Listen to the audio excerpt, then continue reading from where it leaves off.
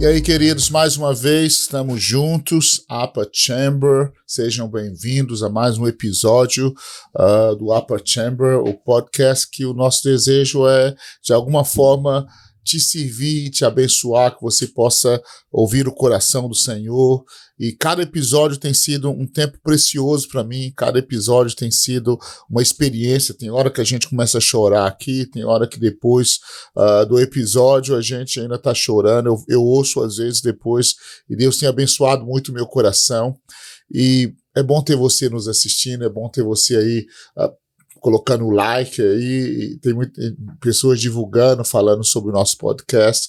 Isso é uma alegria, né? O desejo no nosso coração era de alguma forma servir você, abençoar a sua vida, liberar algo do coração do Senhor.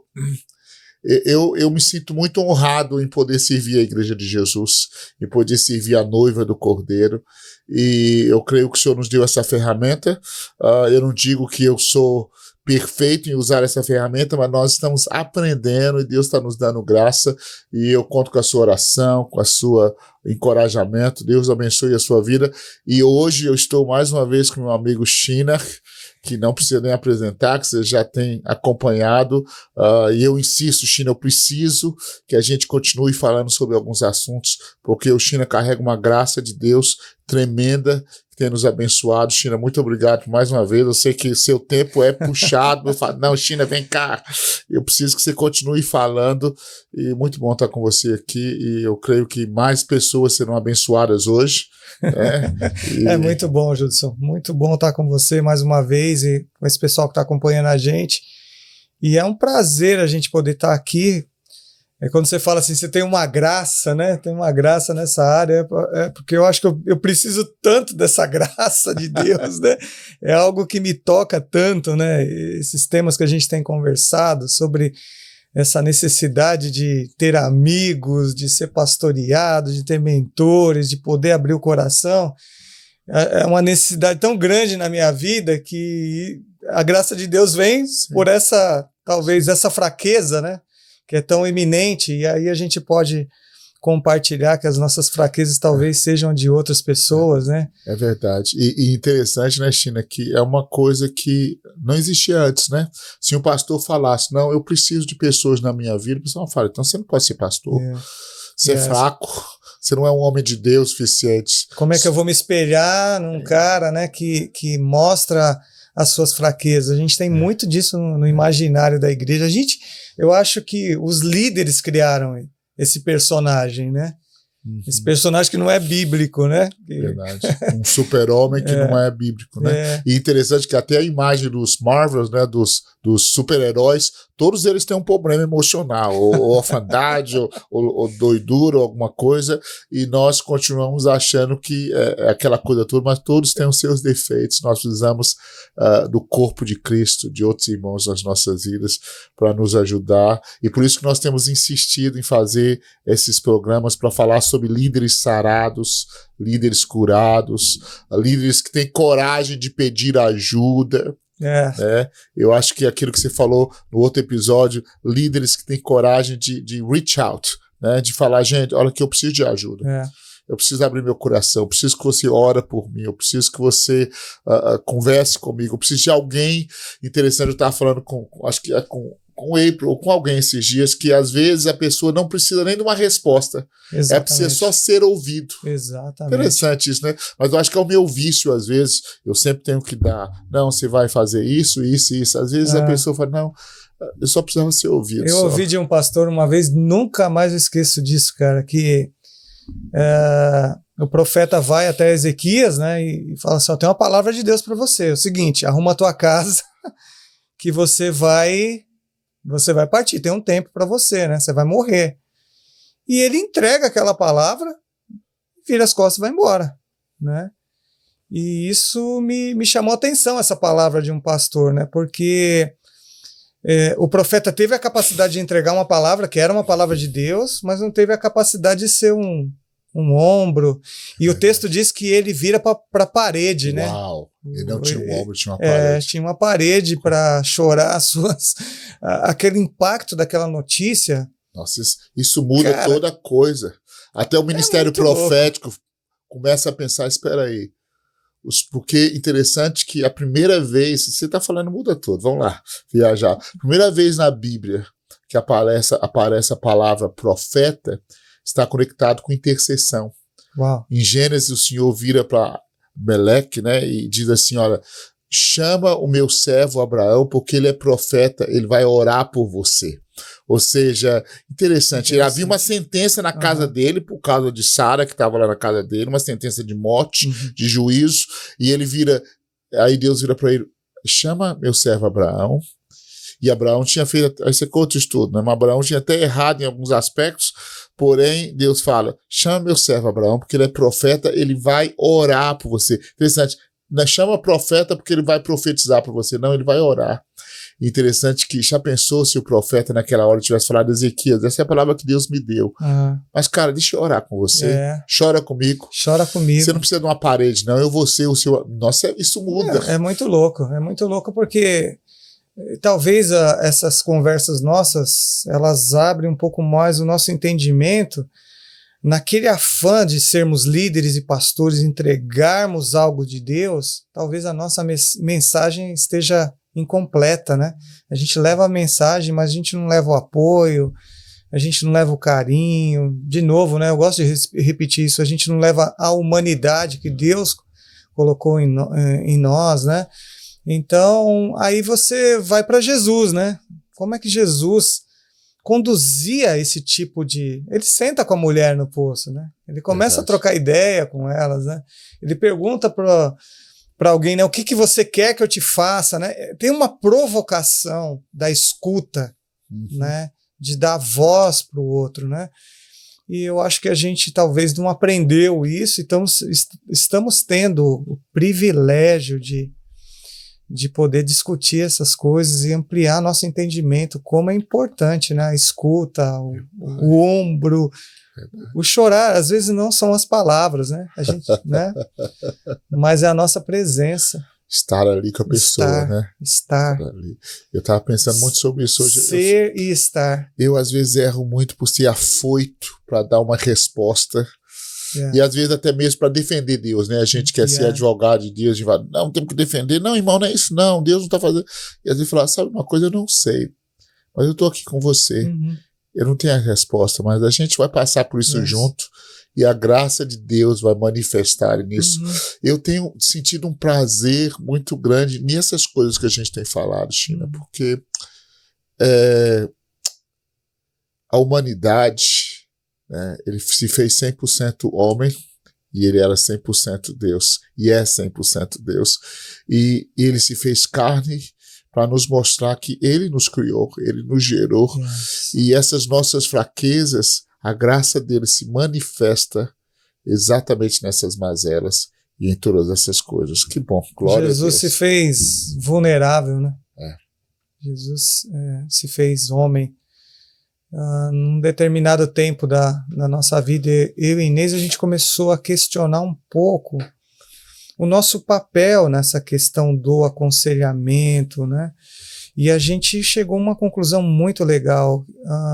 Uma grande força que o Senhor tinha colocado em nós era ser e estar. Ser quem nós somos. Não tem algo ao mesmo tempo que tem algo de extraordinário dentro de nós, porque foi Deus que colocou, não tem nada de extraordinário. É ser e estar com as pessoas. Isso, cara, mudou a nossa forma de pensar, porque a gente chega desarmado para conversas. Sim. É como você disse, parece que como pastores sempre temos que ter uma resposta, e não necessariamente. É verdade. Né? Mas estar junto pode ser uma grande resposta para alguém. Interessante que eu vou confessar para você, uma das coisas que me irrita, tem algumas lojas que eu entro, que ele já tem a resposta para tudo. Eles, antes de você terminar, ele já não, o problema é que o senhor não fez isso e isso com o seu aparelho, por isso que está com esse defeito. E parece uma máquina, né? Isso me irrita às vezes, para ser sincero, e às vezes a gente faz isso com os nossos próximos, a gente não ouve, a gente não presta atenção, e aí a gente não vê os resultados, porque a gente não deixa a graça fluir, não deixa o nosso coração se envolver, não deixa a nossa vulnerabilidade ser vista, né? A gente não sente o coração do outro, né? O abraço faz isso, né? O abraço aproxima o coração um do outro, e você é capaz de sentir aquela dor, de ter empatia, né?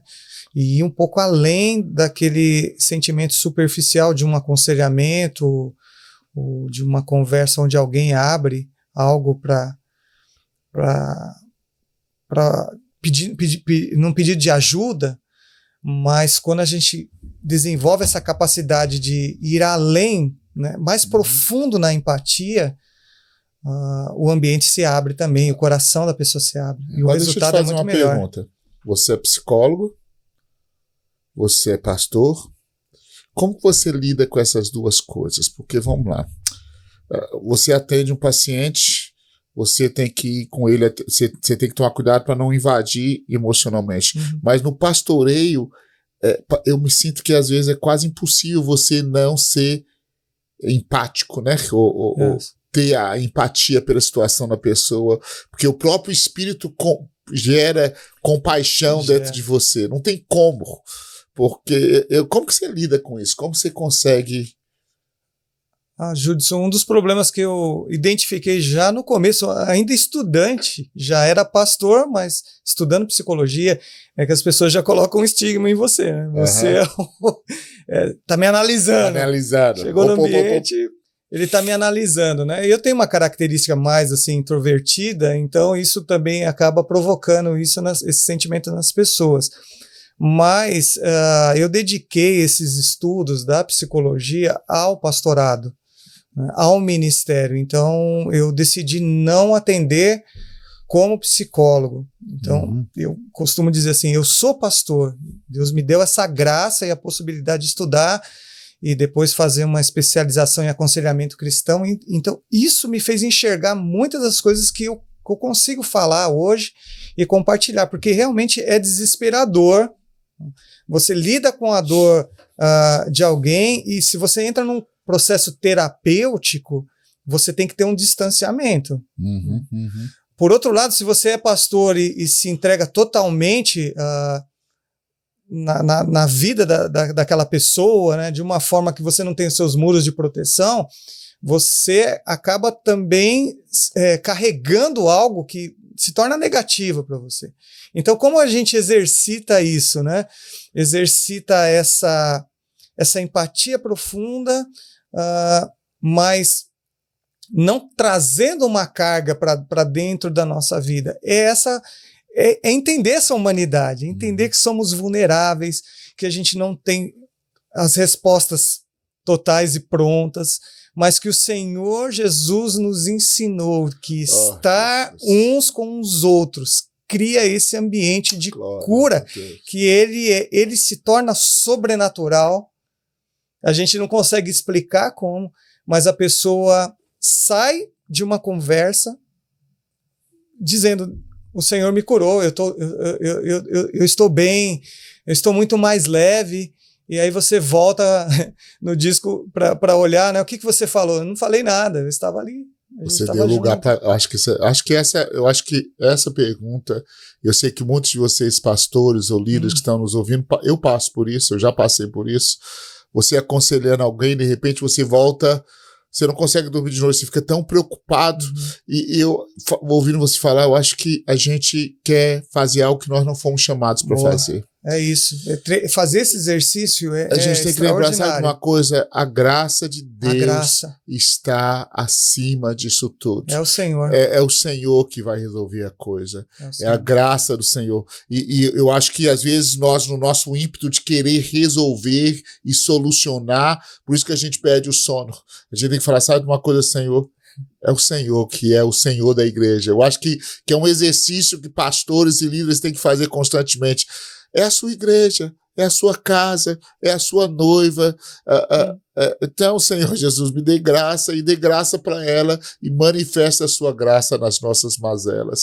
Eu acho que esse é um dos grandes desafios que eu enfrento, que eu acho que isso que você falou clareia muito para mim. Eu posso provocar mais um pouquinho? Pode provocar, vai lá. Eu acho que tem a ver bastante com o nosso orgulho, né? Quando alguém senta à mesa, é muito legal quando o pastor fala assim: atendi aquela pessoa, Deus deu uma palavra, saiu dali com a resposta, ela dá o testemunho, aí você fala para toda a igreja: yes, né? Deus me usou. Uau. Né? A gente tem esse é verdade.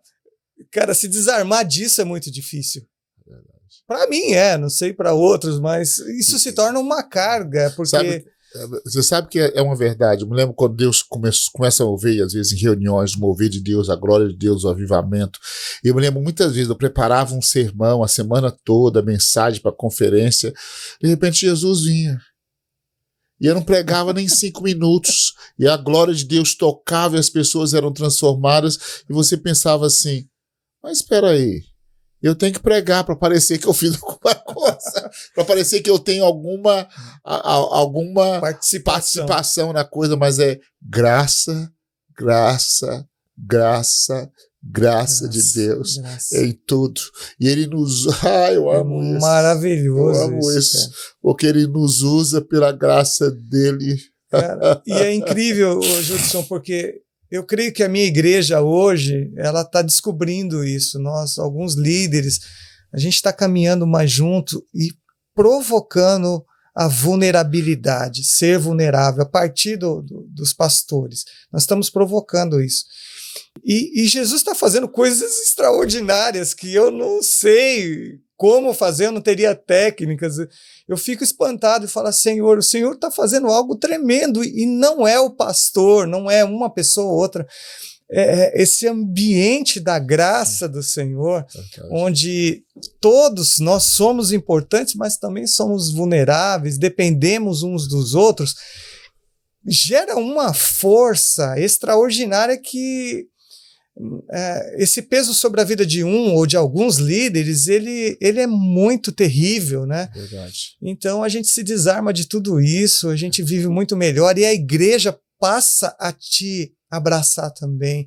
Isso é um conselho que eu dou para aqueles que talvez não sejam líderes, né? Mas são membros, né? Olhar o pastor de outra forma, provocar o pastor a vulnerabilidade também, porque isso eleva os dons da igreja, vem a manifestação de dons diferentes, uns ajudando os outros, aquela capa de super-homem sai, o pastor consegue se abrir. Às vezes nós temos tantos amigos que estão sofrendo aí, né, na solidão, sem conseguir se abrir, problemas de depressão, de ansiedade. Como eu tenho encontrado respostas, né, nessa comunhão, né, nessa troca de... Verdade. Interessante o que você está falando, eu estou pensando aqui, a gente pensa, eu tenho que provocar a reação, né? Mas eu acho que você provoca quando você decide aquietar e confiar em Deus. Uhum. Eu estava olhando uma tradução essa semana sobre aquietai-vos e saiba que o Senhor é Deus, aquieta e espera no Senhor.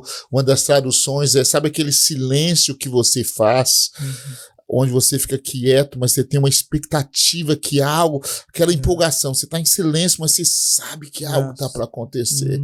Eu acho que uma das lições mais dolorosas para nós, pastores, é aprendermos a confiar que Jesus consegue fazer.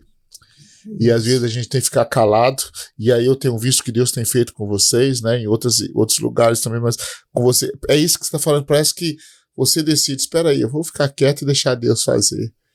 De repente, a sua decisão de deixar a graça fluir, deixar Deus fazer, e deixar Deus manifestar, e deixar o Senhor fazer o que Ele sabe fazer melhor, que é restaurar e atrair os filhos, isso se torna a decisão correta e o mover de Deus de uma forma tremenda. Meu Pai, glória a Deus. China, estamos terminando hoje o nosso tempo. Muito obrigado mais uma vez. Muito bom o tempo aqui. está. A gente nem conseguimos entrar ainda. Você vai ter que voltar, velho, muitas vezes. Desculpa. Uma das coisas, um dos textos que estava no nosso coração Vamos ler a Bíblia aí, senão a gente fica na heresia aqui. 2 Coríntios 11, versículo 3 diz assim: mas temo que assim como a serpente enganou a Eva com sua astúcia, assim também sejam de alguma sorte corrompidos os vossos entendimentos. O que eu creio que Deus está restaurando é o nosso entendimento do que é pastoreio, do que é ser líder, do que é igreja. Deus está restaurando o entendimento corrompido do que é corpo de Cristo, do que é o relacionamento dentro da igreja, do que é comunhão. O Senhor está restaurando o que foi Jesus, o entendimento corrompido, e o Senhor está nos trazendo de volta para a simplicidade. Boa. E dentro da simplicidade está incluído a vulnerabilidade, né, que a graça de Deus se manifesta nisso de uma forma tremenda. Nós vamos falar mais sobre isso no próximo episódio com o Shinar, e eu creio que vai ser precioso. Shinar, muito obrigado. Vamos abençoar esses irmãos. Ora abençoando esses pastores. Queridos, a graça de Deus, dê lugar para a graça de Deus na sua vida. Eu quero deixar um conselho aqui, só para fechar esse gancho e a gente orar. Eu falei sobre ser e estar, né? Ser, estar e fazer. Essas 3 palavras a gente pode analisar em que lugar, né? Qual a palavra, qual o verbo que você está operando mais. O fazer, ele não pode estar na frente. Quando a gente consegue ser quem Deus chamou a gente para ser e estar nos lugares certos, com as pessoas certas, aí aquilo que a gente vai fazer vai ter um resultado muito melhor. Quando o fazer está na frente, se torna muito pesaroso, né? Então, e por isso que a gente fica cansado demais, né? E doente, e ansioso, e deprimido, porque a gente colocou o fazer na frente, né? Meu Pai. Eu queria orar Aleluia. Pelos nossos amigos aqui. Senhor, muito obrigado por esse tempo extraordinário que Teu Espírito Santo está conosco aqui, falando aos nossos corações e ao coração de tantas pessoas que estão com cargas, com pesos, com enormes fardos, e nós pedimos, Espírito Santo, que esse entendimento ele venha à vida prática, que a gente possa experimentar a vulnerabilidade nesses dias de comunhão, esse lugar de confiança nas igrejas, nos grupos, nas lideranças. Senhor, que haja uma provocação do Teu Espírito a esse lugar onde de fato nós podemos estar seguros, livres de máscaras, livres de cargas que nós mesmos criamos e provocamos sobre a vida da igreja. Senhor, eu peço que o Senhor use membros, líderes, para abençoarem pastores, para trazer pastores para a mesa e não para a sala de reunião, para trazer pastores para um lugar de descanso, para um lugar de abrir o seu coração. Quantos dos teus servos estão carentes? Quantas esposas de pastores, Senhor, precisam de um momento de um cafezinho, de um momento de tomar um chá com algumas amigas? Quantos filhos de pastores precisam ser escutados? Senhor, que abre os olhos, Pai, porque quem traz cura ao corpo é o próprio corpo. A resposta está no corpo de Cristo, e que os líderes da nossa nação, os líderes, os pastores no mundo, os missionários possam encontrar no corpo esta saúde, essa cura, esse abraço, esse carinho, esse ombro, esse choro junto que traz empatia e que traz cura. Espírito Santo, nós pedimos que esse mover alcance muitos ministérios, muitas vidas preciosas, e que as livre deste engano que Satanás introduziu nas suas mentes. Em o nome de Jesus nós oramos. Amém. Obrigado, China. Glória a Deus. Deus abençoe a sua vida, querido. Eu acho que eu vou sair daqui pensando sobre isso. Um profeta amadurecido é aquele que não só libera a palavra profética, mas que oferece também o seu ombro para chorar junto. Eu acho que Deus está chamando os ministérios da igreja à maturidade. E isso assusta, porque o ministério profético amadurecido não só libera uma sentença, mas também se assenta para chorar junto e interceder diante do Senhor. Não esquece de dar um like aí nesse negocinho aí, subscreve aí pra gente, manda esse podcast para outras pessoas, nós estamos compromissados, queridos, em te servir de alguma forma e abençoar a sua vida. Nós amamos os líderes, amamos os pastores, os missionários, e Deus vai fazer coisas maravilhosas. Um beijo, Deus abençoe. Amém.